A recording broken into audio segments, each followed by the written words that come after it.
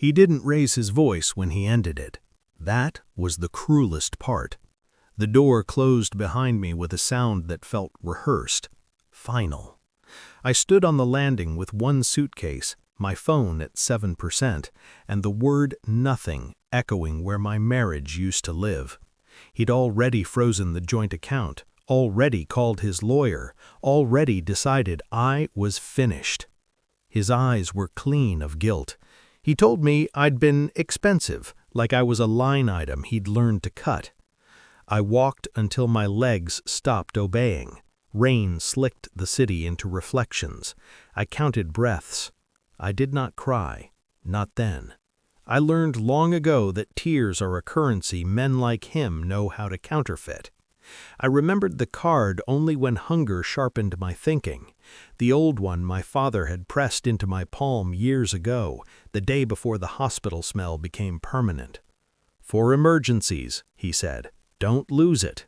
I'd smiled and tucked it away, certain I'd never need it.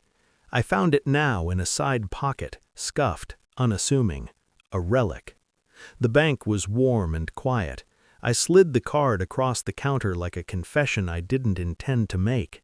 The banker's fingers paused. He scanned it again. Then he went still. The color drained from his face.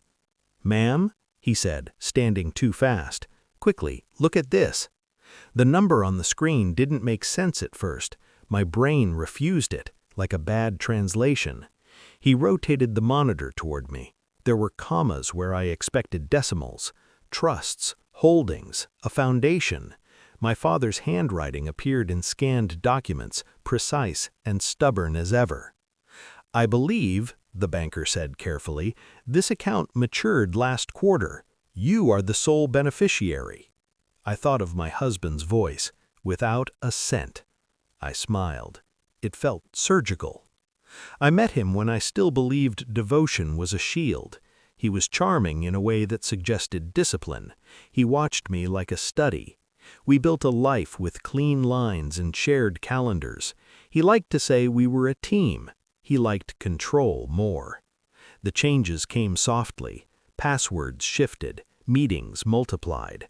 My name disappeared from invitations. He corrected me in public with a laugh that invited others to join. At night, he turned his phone face down and slept like a man with nothing to hide.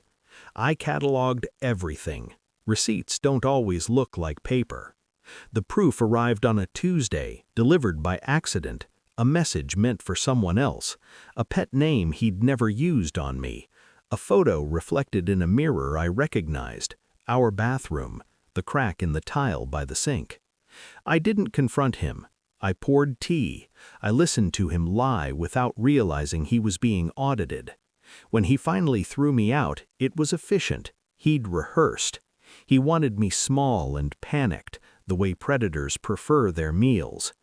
He underestimated two things, my patience and my father. The money changed nothing about my posture. It changed the timeline. I hired quietly. A lawyer who spoke in sentences that ended where they needed to, a forensic accountant who treated lies like puzzles. We moved through records like surgeons, prenup clauses, asset concealment, transfers made in haste. His affair wasn't just a betrayal, it was sloppy. Love makes men careless, greed makes them arrogant. I didn't touch the funds at first, I let them sit. Interest accrues when you don't flinch. I reactivated my name where he'd erased it. I bought silence where noise would have warned him. I waited for the hearing he thought would be a victory lap.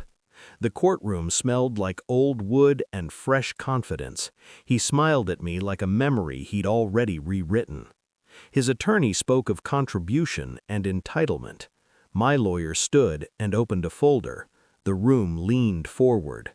Accounts surfaced, shells cracked. The judge's eyebrow rose, then set. My husband's smile thinned as numbers stacked into a shape he couldn't outrun. The affair partner's name appeared once, twice, then too many times to be coincidence. Transfers flagged, violations cited. The word fraud landed like a dropped glass. He looked at me then, really looked, searching for the woman he'd dismissed. He found someone else. The settlement was swift, assets returned, penalties imposed. Public corrections are the worst kind for men like him. His reputation didn't collapse, it inverted. Friends recalibrated, invitations evaporated. He learned what it feels like to be expensive. After he tried to speak to me in the hall. Apologies taste different when they're overdue. I let him finish. Silence is a clean ending. I went back to the bank alone, signed what needed signing, established what needed protecting. I funded the foundation my father had planned, the one that taught women how to read contracts like maps and walk away before the cliffs. At night, I sleep without checking my phone. In the morning, I drink coffee slowly. The city reflects me now, instead of swallowing me. Revenge isn't loud, it's precise. It doesn't ask permission. It doesn't